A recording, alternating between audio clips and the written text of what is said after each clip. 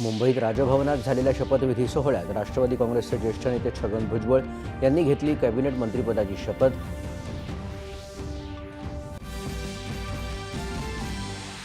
मुख्यमंत्री देवेंद्र फडणवीस यांनी साधला विदेश सचिवांशी संवाद। $1.5 ट्रिलियन अर्थव्यवस्था निर्माण करण्याची मुंबईची क्षमता, मुख्यमंत्र्यांचं प्रतिपादन। सरन्यायाधीश भूषण गवई यांच्या मुंबई दौऱ्यात राजशिष्टाचाराचं पालन न झाल्याबद्दल राज्य सरकारकडून दिलगिरी व्यक्त। जगासमोर पाकिस्तानचे इराणी कृत्य उघड करण्यासाठी परदेश दौऱ्यावर जाणाऱ्या सर्वपक्षीय शिष्टमंडळांना परराष्ट्र सचिव देणार माहिती।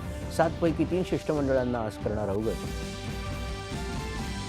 केंद्रीय गृहमंत्री अमित शहा यांच्या हस्ते परदेशस्थ भारतीय नागरिकांसाठीच्या अत्याधुनिक OCI पोर्टलचं उद्घाटन।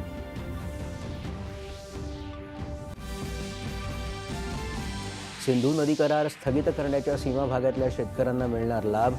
जलसाठा आणि सिंचनात मोठी वाढ होणार, केंद्रीय कृषी मंत्र्यांची माहिती। भारत अमेरिका द्विपक्षीय व्यापार कराराच्या पहिल्या टप्प्याला गती देण्यासाठी केंद्रीय वाणिज्य मंत्री पियुष गोयल यांची अमेरिकेचे वाणिज्य मंत्री हॉवर्ड लुटनिक यांच्याशी सकारात्मक चर्चा।